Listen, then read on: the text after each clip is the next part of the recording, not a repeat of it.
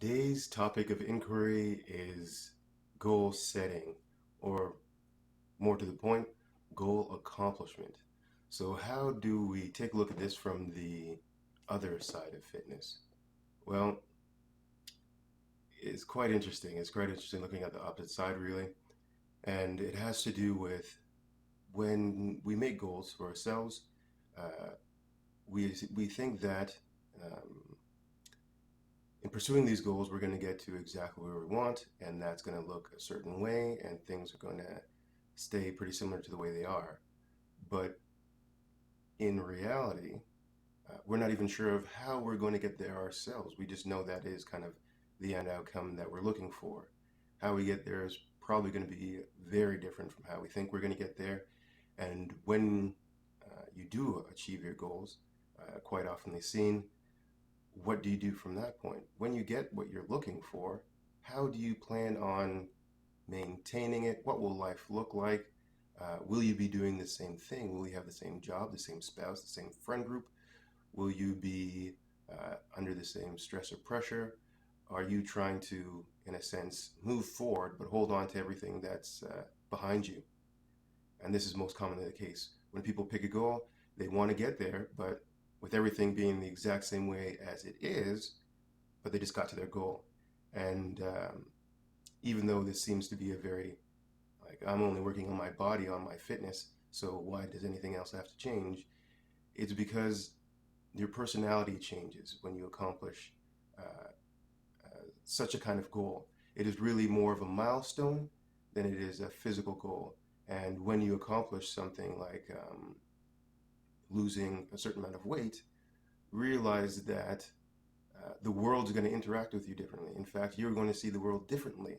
People are going to speak differently. They're going to ask you to do things maybe that you haven't done before. They might invite you out and do all these other kind of things.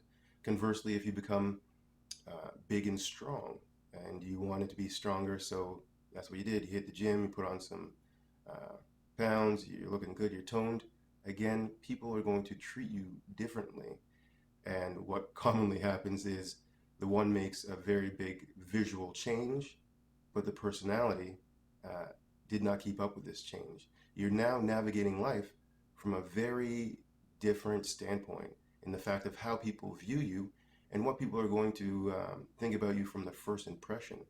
And when your personality doesn't match with your new look, then there becomes a lot of um, hardships. Imagine like you're reliving life now from a standpoint as if you were always the way that you just became, and that's why interacting with life is different. If you become more stronger, you become more self-confident. When you become more self-confident, you act on things that you currently have been shy about. When you act on things that you're shy about, you make more waves. When you make more waves, you'll get more emotional feedback from your environment. Are you ready to take on this emotional feedback? Are you ready to kind of step into your new visual self, for lack of a better word?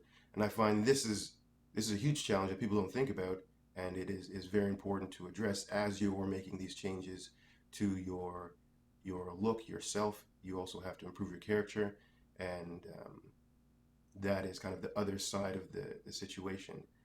And it's very important that we know that our body and our visual self is perceived differently. Our body has a different way of using the information, different than the way that we think about the information that's being inputted. And that is a very large key with goal setting. Once you get there, what are you going to do? How are you going to maintain it? Do you build the right skills to be able to operate at this new level of change? These things must be addressed. And I find that, let's say, the common application of fitness does not quite answer or support these kinds of changes.